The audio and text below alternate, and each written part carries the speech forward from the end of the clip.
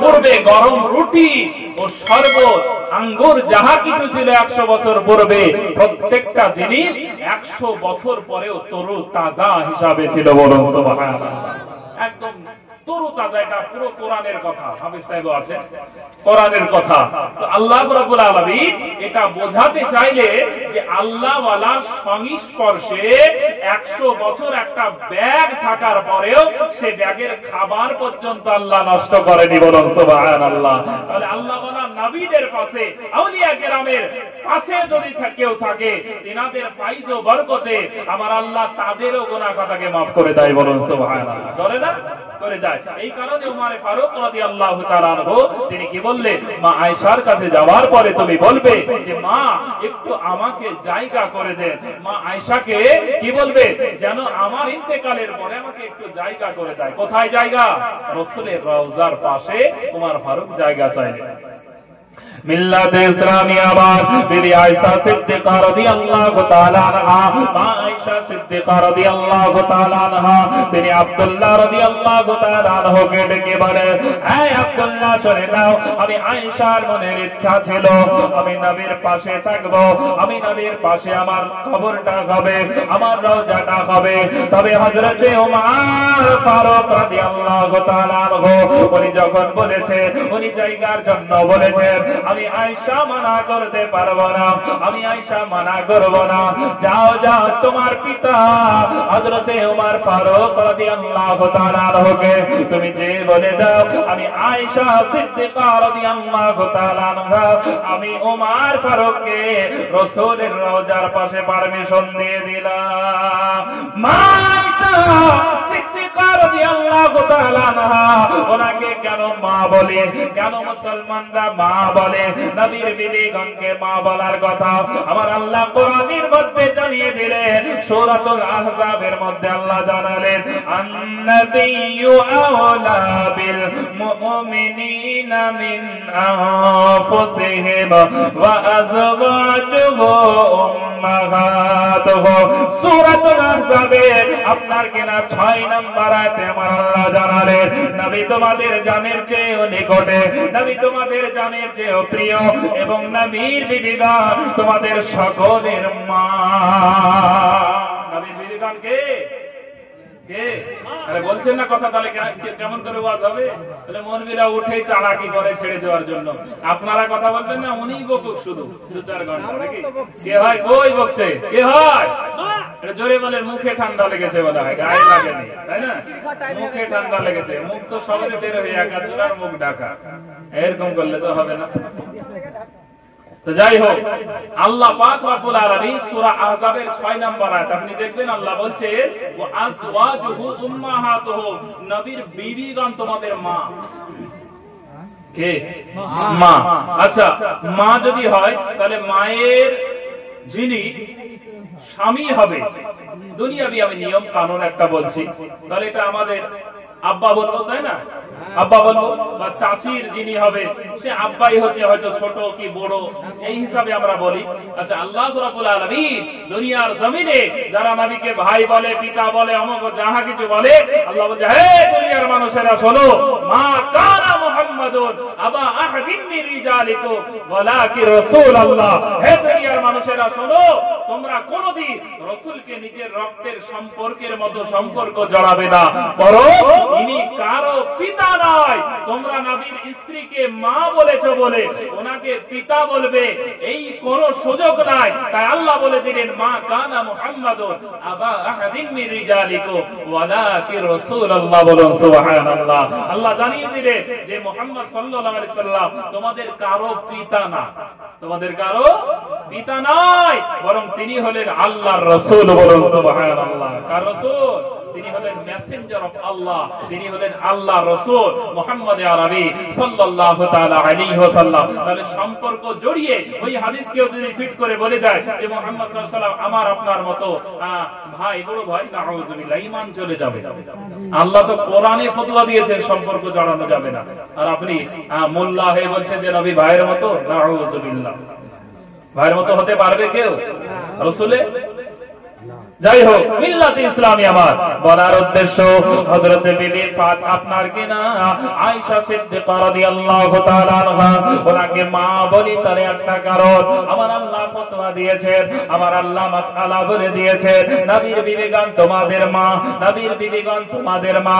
তাই মা আয়েশা সিদ্দিকা রাদিয়াল্লাহু তাআলা আনহা উনি অর্ডার দিয়ে দিলেন, যাও ওমর ফারুককে বলে দাও, যদি তিনার ইন্তেকাল হয়ে যায় আল্লাহর নবীর নিকটে তিনাকে জায়গা দেওয়া হবে। এবার আব্দুল্লাহ রাদিয়াল্লাহু তাআলা আনহু তিনি চলে গেলেন পিতার কাছে। হযরত আব্দুল্লাহকে দেখার পরে হযরত ওমর ফারুক রাদিয়াল্লাহু তাআলা আনহু উনি ওনার ছেলেকে ডাক দিয়ে বলে, আরে আব্দুল্লাহ, তুমি বলো বলো মা আয়েশা সিদ্দিকা রাদিয়াল্লাহু তাআলা আনহা উনি কি বলেছেন? উনি আমাকে কি রাসূলুল্লাহ রওজার পাশে শোয়ার জন্য, রওজার পাশে থাকার জন্য অর্ডার দিয়েছে। আব্দুল্লাহ রাদিয়াল্লাহু তাআলা আনহু তিনি বলে, হে আমার পিতা হযরত আয়েশা সিদ্দিকা নবীজির বিবি, আমাদের মা, তিনি আপনাকে রাসূলুল্লাহ রওজার পাশে শোয়ার জন্য পারমিশন দিয়ে দিয়েছে, পারমিশনটা দিয়ে দিয়েছে। তবে হ্যাঁ, কেমন করে পারমিশন পেলে? হযরত আয়েশা সিদ্দিকা বললেন, আব্দুল্লাহ তুমি এক কাজ করো, তুমি আমার আগে, আমার পারমিশনের আগে একবার রাসূলের রওজায় যাও, যাওয়ার পরে আল্লাহ রাসূলের কাছে পারমিশন পাচ্ছ কিনা তুমি একবার যাও, আমি আয়েশার তরফ থেকে কোনো বাধা নাই। হযরত আব্দুল্লাহ আয়েশার কাছে এই কথা শুনে তিনি রওজার কাছে গেলেন। কার রওজা? রাসূলে পাকের রওজা মোবারক, যে রওজা হাজার বার দেখেও মন ভরে না, কারণ ওটা হচ্ছে ভালোবাসার জায়গা, তাই না? ভালোবাসার জায়গা মদিনা, ভালো লাগার জায়গা মদিনা, মহব্বতে ভালো লাগার জায়গা মদিনা, ভালোবাসার জায়গা মদিনা, এত সুন্দর জায়গা কোথাও পাবে না, এত সুন্দর জায়গা কোথাও পাবে না, সাজিয়েছেন দয়াল রব্বানা, ভালোবাসার জায়গা মদিনা, ভালো লাগার জায়গা মদিনা, ভালোবাসার জায়গা মদিনা, মদিনা শরীফে নূরের খাজিনা, মদিনা শরীফে নূরের খাজিনা, আশিক ছাড়া কেউ তো বুঝে না, ভালোবাসার জায়গা মদিনা, ভালো লাগার জায়গা মদিনা, ভালোবাসার জায়গা মদিনা। আল্লাহুম্মা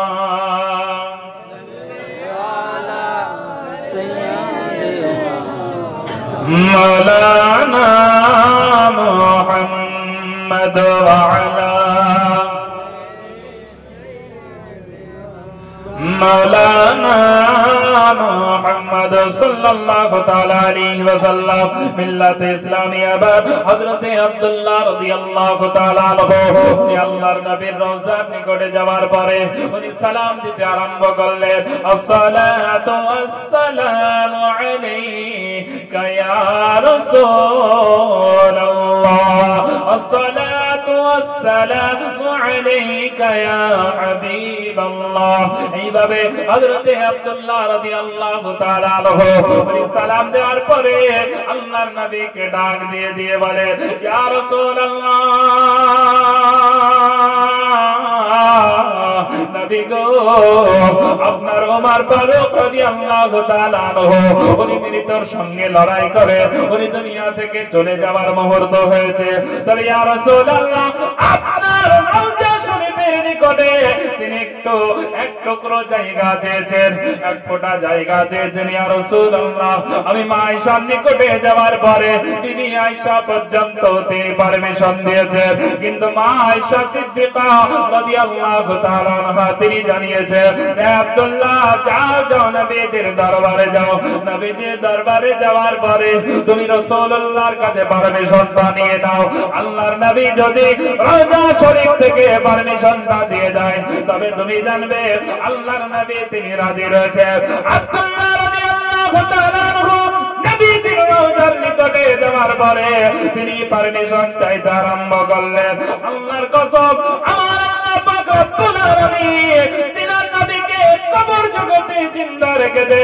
তাই নবী আমার তিনি আব্দুল্লাহর সালামের উত্তর দিয়ে দিলেন এবং আব্দুল্লাহর জন্য আবার নবীজির রওজা মুবারকের জালে আপনার কিনা দরওয়াজাগুলো খুলে গেল।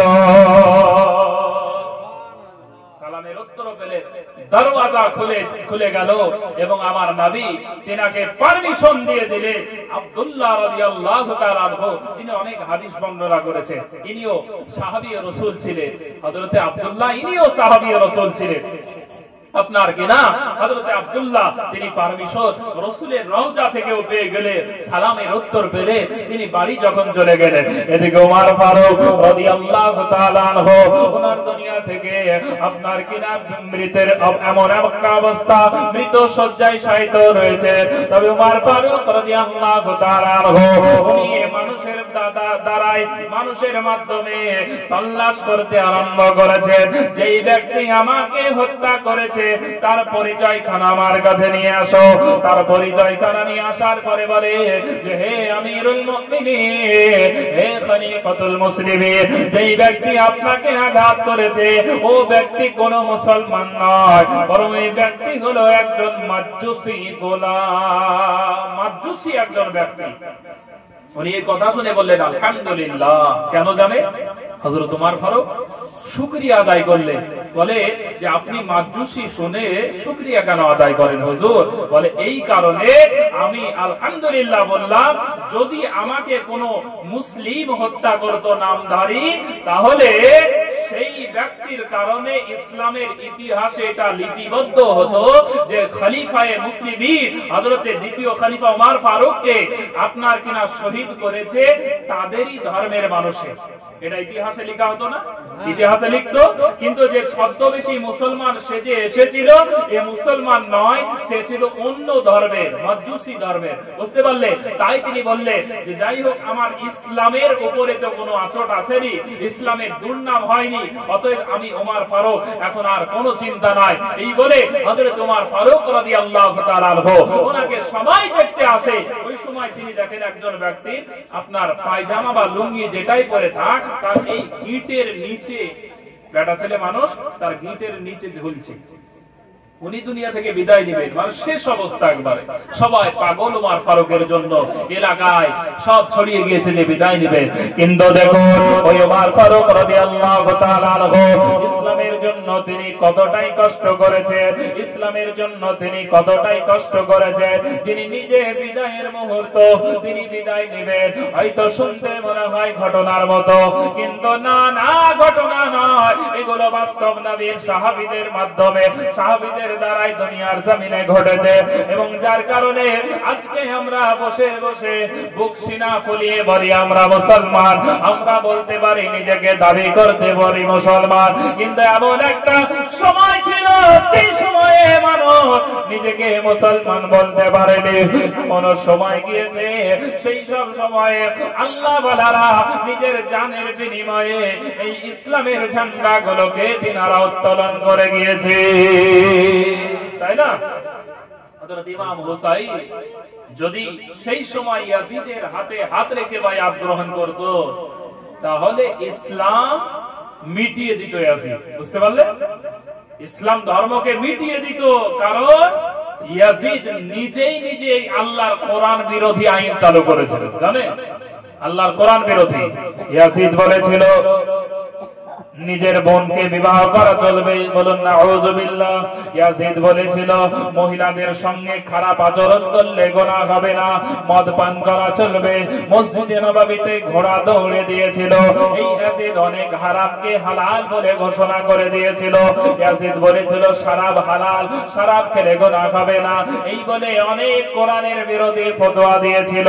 এই ইয়াজিদের হাতে হাত রাখার জন্য হযরতে আপনার কিনা ইমাম হুসাইন রাদিয়াল্লাহু তাআলা আনহুকে একের পর এক ইয়াজিদ তার বাহিনী পাঠিয়ে বলে হুসাইন দিবেন। আপনি যদি ইয়াজিদের হাতে হাত রেখে দেন, আপনাকে মালামাল করে দেওয়া হবে, আপনাকে কোনো একটা জায়গার গভর্নর বানিয়ে দেওয়া হবে, আপনাকে কোনো একটা জায়গার আপনাকে পদ দেওয়া হবে, পাওয়ার দেওয়া হবে, এবং সকল মানুষ আপনাকে মানবে। হযরত ইমাম হুসাইন রাদিয়াল্লাহু তাআলা আনহু উনি চিন্তা করলেন, আমি আল্লাহর এই ইসলামকে আমার নবী আমার মারা যান প্রতিষ্ঠিত করার জন্য, কায়েম ও দায়েম করার জন্য। কখনো উহুদের জমিনে আল্লাহর নবী লোহার টুকরো মাথায় ভরেছে, কখনো উহুদের জমিনে নবী আমার দন্দন মোবারক শহীদ করেছেন, কখনো নবী আমার তাইফের জমিনে আপনার পাথরের আঘাতকে শরীরকে ক্ষতবিক্ষত করেছে। শুধু তাই নয়, নবী আমার নামাজ পড়া অবস্থায় আল্লাহর নবীর শরীরের উপরে, আল্লাহর নবীর গায়ের উপরে কাফেরেরা ভড়ি চাপিয়ে দিয়েছে, কখনো রশি বেঁধেছে, কখনো নবীকে জেলের মধ্যে তারা রেখেছে। এই নানার কষ্টে ইসলাম ধর্মকে আমি তাদের হাতে বিকৃত করতে দেব না, আমি তাদেরকে এইভাবে ইসলামকে নষ্ট করতে দেব না। ইমাম হুসাইন সাফ এলান করে দিলে, আমি যতদিন বেঁচে থাকবো আমি ইয়াজিদ বাবের হাতে কোনদিন বায়াত গ্রহণ করব না, কোনদিন বায়াত গ্রহণ করব না। তো এই ইসলামকে হযরত ইমাম হুসাইন, আচ্ছা ইমাম হুসাইন তো শহীদ হয়ে গেছে তাই না, আচ্ছা তারপরেও দেখেন যে শহীদ হয়ে গিয়েছে কিন্তু তারপরে ইসলামের পতাকা পুনরায় উঠেছে, বলুন সুবহানাল্লাহ। ইয়াজিদের নাম মিটে গিয়েছে কিন্তু ইমাম হুসাইনের নাম কি মিটেছে? মিটেনি, বরং ওনার নাম জিন্দা হয়েছে। উনি শহীদের মাধ্যমে এটা বুঝিয়েছে আমরা ইসলামের জন্য জানও দিতে পারবো, বাতিলের হাতে হাত দিতে পারবো না, তাই না? বাতিলের হাতে হাত দিতে পারবো না। যাই হোক, বলার উদ্দেশ্য তো তিনারা তো কষ্ট করে ইসলামের জন্য গিয়েছে। ওমর ফারুক যে সাহাবীকে দেখে শয়তান একই রাস্তা দিয়ে 40 দিন যেত না, শয়তান যেত না, সেই ওমর ফারুককে আঘাত করে শরীরে ক্ষত বিক্ষত ফুটো পানি পান করলে বেরিয়ে যায়, দুধ পান করলে বেরিয়ে যায়। এই ওমর ফারুকের দুরবস্থা। কিন্তু একজন ব্যক্তিকে দেখে তার গিটের নিচে ঝুলছে কাপড়, লুঙ্গি বা কাপড় ঝুলছে, তখন হযরত ওমর ফারুক রাদিয়াল্লাহু তাআলা আনহু তিনি কি বলেন জানেন? আমাদের মধ্যে এটা নিয়ম যে নামাজ পড়ার সময় যে গোটাবো আর বাকি সময় রাস্তার পায়খানা লাগিয়ে বেড়াবো, তাই না?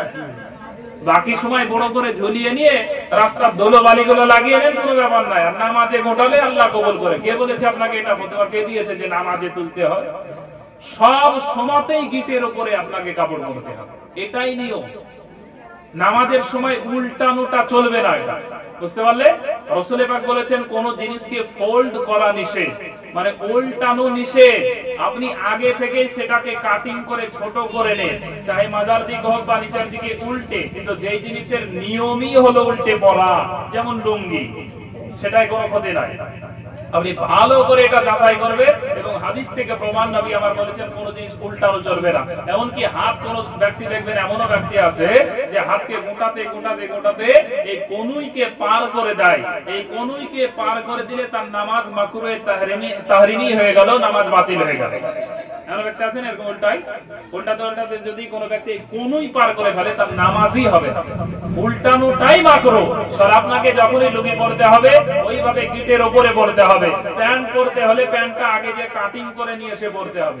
আপনি বড় বড় প্যান্ট কিনে অন্য সময় পরে বেড়াবে আর নামাজের সময় যে উল্টে দিলে হবে, এটা ভুল একটা ফালতু মানুষের সামনে ছড়ানো হয়েছে যে প্যান্টকে উল্টে দিলে হয়ে যাবে। না, আপনার প্যান্টটাকে ছোট করতে হবে।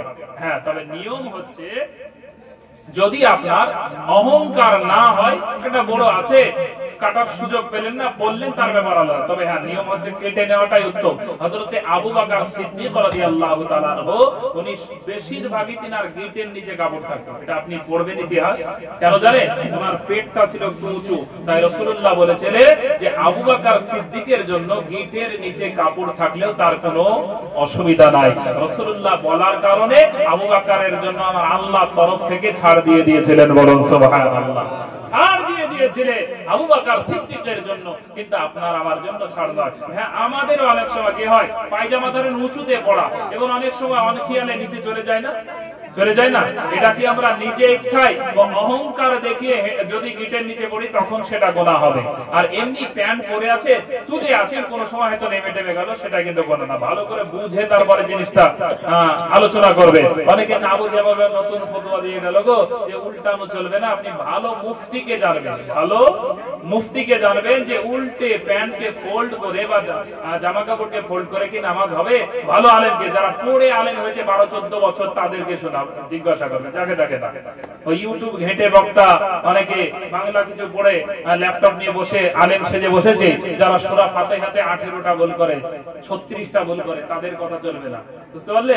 তো যাই হোক, বলার উদ্দেশ্য হচ্ছে ওমর ফারুক রাদিয়াল্লাহু তাআলা আনহু উনি দেখলেন তার পায়ে যে গিটের নিচে কাপড় ঝুলছে, তখন তিনি সেই ব্যক্তিকে বুঝালেন যে হে ব্যক্তি শোনো, আমার আল্লাহ জানিয়েছে আমার রাসূলের মাধ্যমে যেই ব্যক্তি অহংকার করে গিটের নিচে কাপড় ঝুলিয়ে পড়বে, কিয়ামতের ময়দানে আল্লাহ তার দিকে রহমতের দৃষ্টিতে তাকাবেন না। আল্লাহ তার দিকে নিজের রহমতের দৃষ্টি দিয়ে তাকাবেন না, যে অহংকার করে গিটের নিচে ঝুলিয়ে ঝুলিয়ে কাপড় পরবে। আমরা দেখেছি অনেক রাজমিস্ত্রি, ভগবান বলা এলাকায় পড়েছি, তো রাজমিস্ত্রি কাজ করতো, তো তারা এসে বাড়িতে যখন মানে প্যান্ট পরে, তো বেশি লুঙ্গি যখন পরে এতটাই ঝুলিয়ে পড়ে যে এক হাতে ধরে তুলবে, তারপরে ঝুলিয়ে থাকে। আচ্ছা না এরকম অনেকে? খবরদার, এই জিনিসটা করা যাবে না। আল্লাহ রহমতের দৃষ্টিতে কিয়ামতের ময়দানে তাকাবেন না।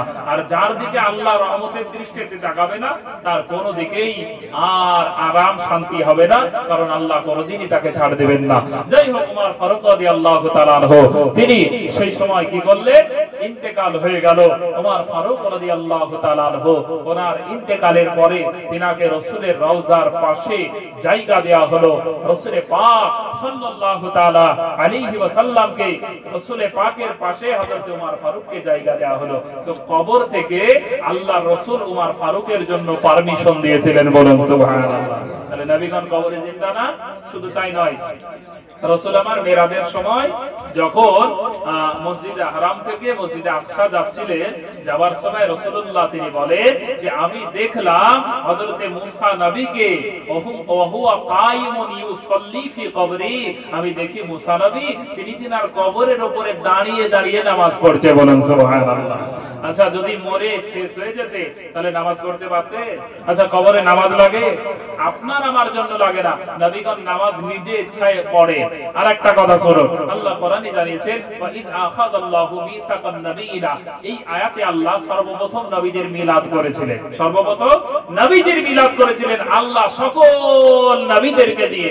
তারপরে অঙ্গীকার করিয়েছিলেন যে এই নবী যখন দুনিয়াতে যাবে তখন তোমরা নবীর প্রতি ঈমান নিয়ে আসবে এবং এই নবীকে সহযোগিতা করবে। ভালো করে কথাটা বুঝবেন, এটা বলে আমি শেষের দিক চলে যাব। ওমর আপনার কিনা আল্লাহ বললে যে তোমরা এই নবীকে মানবে, ঈমান নিয়ে আসবে, এবং কাদেরকে বলেছে? সকল নবীদেরকে, নবীর আত্মাদেরকে নিয়ে রূহের জগতে আল্লাহ বলিয়েছিলেন। তো সকল নবীরা স্বীকার করলেন, অঙ্গীকার করলেন যে দুনিয়াতে গিয়ে নবীকে মানবো, ঈমান নিয়ে আসবো এবং আমরা সহযোগিতা করব।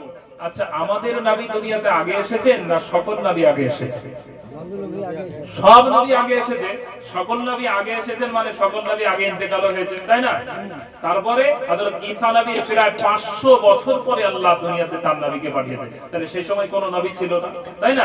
লাস্ট নবী আমাদের, তিনি বলেছেন আনা খাতামুন নাবিয়্যিন লা নাবিয়্যা বা'দি ওয়ালা ফাখর, আমি শেষ নবী, আমার পরে পৃথিবীতে আর কোন নবী হবে না। এই কথাতে আমার কিঞ্চিত পরিমাণ অহংকার নাই, বলেন সুবহানাল্লাহ। রাসূলুল্লাহ বলেন কিঞ্চিত পরিমাণ আমার অহংকার নাই, আমাকে যে আল্লাহ শেষ নবী বানিয়েছে। তো আমাদের নবী তাহলে নিঃসন্দেহে শেষ নবী। এছাড়া কোরআনেই তো আল্লাহ বলেছেন ওয়া খাতামান নাবিয়্যিন ওয়া কানা আল্লাহু বিকুল্লি শাইইন আলিমা, আল্লাহ বলেন যে ইনি হলেন আমার শেষ নবী। রাসূলের জন্য বলার উদ্দেশ্য হচ্ছে সকল নবী আগে এসে ইন্তেকাল করে গেলে, তো আল্লাহ আবার বলছেন এই নবী যাওয়ার পরে ঈমান নিয়ে আসবে। ওনারাই তো আগে চলে গিয়েছেন, তো এই নবীর কাছে ঈমান কি করে নিয়ে আসবে, তাই না? এক নাম্বার। দ্বিতীয় নাম্বার হচ্ছে তারা বললেন, আল্লাহ পাক বলছেন যে এই নবীকে তোমরা সাহায্য করবে। কি করবে? সাহায্য করবে। এবার ঈমান কখন এনেছে? সাহায্য। ওনারা তো দুনিয়া থেকে আগে ইন্তেকাল করেছে, তাহলে ইন্তেকাল মরা মানব হিসাবে তো ওনারা ইন্তেকাল মানে দুনিয়া থেকে চলে গিয়েছে। অনেকে বলে মরে গেলে আর সাহায্য করতে পারবে না, বলে না। তো দেখুন সকল নবী তো ইন্তেকাল হয়ে গেছিলেন, তাই না? আল্লাহ বললেন তারপরেও কি বললে যে তোমরা নবীকে সাহায্য করবে। কাকে সাহায্য করবে? নবীকে। আচ্ছা, নবীকে সাহায্য করেছেন কোরআন থেকে আমি যার প্রমাণ দিচ্ছি, হযরত মুসা নবী আমাদের নবীকে সাহায্য করেছেন, করেননি? জানেন কখন বলেন তো? মেরাজের সময় মুসা নবীকে আমাদের নবীকে 50 ওয়াক্তের নামাজ দিলেন। আসার সময় মুসা নবী ধরে নিয়ে বলতেন, ইয়া রাসূলুল্লাহ আপনার উম্মত তো পারবে না এত নামাজ, তাই কমিয়ে নিয়ে আসেন। এটা সাহায্য না? সাহায্য কিনা? আপনার আমার জন্য রাসূলুল্লাহকে বলে দিলে যে হুজুর আপনার উম্মত পারবে না 50 ওয়াক্তের নামাজ, তাদের জন্য মহাল হয়ে যাবে, অসুবিধা হয়ে যাবে, তাদের জন্য সময় পাবে না ইয়া রাসূলুল্লাহ, তাই আপনি এক কাজ করুন, কমিয়ে নিয়ে আসুন। তারপর 9 বার গেলেন। আমি সেদিক যাব না। বলার উদ্দেশ্য মুসা নবী হাজার হাজার বছর পূর্বে ইন্তেকাল হয়ে যাওয়ার পরেও মুসা নবী আমার আপনার নবীকে সাহায্য যদি করতে পারে, আপনার আমার নবী তার গুনাহগার উম্মত সাহায্য করতে পারবে কি পারবে না? একটু জোরে বলুন, পারবে না? মুসা নবী যদি নবীকে সাহায্য করতে পারে, আবার আমাদের নবীকে, যে নবীকে আল্লাহ সেরা নবী বানিয়েছে, সেই নবীকে ইন্তেকাল হয়েছে মুসা, সেই মুসা নবী আমাদের নবীকে সাহায্য করছে, তাহলে আমাদের নবী পারবে না? এটা বলতে অনেকে বলে যে না ইন্তেকাল হয়ে গেছে আর কিছু দিতে পারবে না, নাউজুবিল্লাহ। রাসূলের দিকে চাইলে বলবে কাবার দিকে চাও। যাই হোক, এক নাম্বার উনি মুসা নবী ইন্তেকালের পরেও আমাদের নবীকে সাহায্য করলেন। আর ঈমান আনলেন কোথায়? এই মিরাজের সময়তে, যখন মসজিদে আকসাতে সকল নবী দাঁড়িয়ে থাকলে, কেউ ভাবলেন আদম নবী ভাবলেন আমি তো আল্লাহর প্রথম নবী, আমি জাতির আপনার আদি পিতা, আমাকে আল্লাহ হয়তো ইমামতির চান্স দিবে। আল্লাহ বললেন কেউ চান্স পাবেন না, আমার শেষ নবী মুহাম্মদে আরবীকে আমি আল্লাহ তোমাদের সকলের ইমাম বানিয়ে তোমাদেরকে মুক্তাদি বানিয়ে দিলাম। আমার নবী আজকে ইমামতি করবে, বলুন সুবহানাল্লাহ।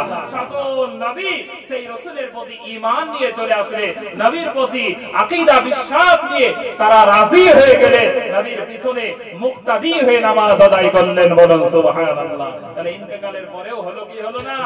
হলো।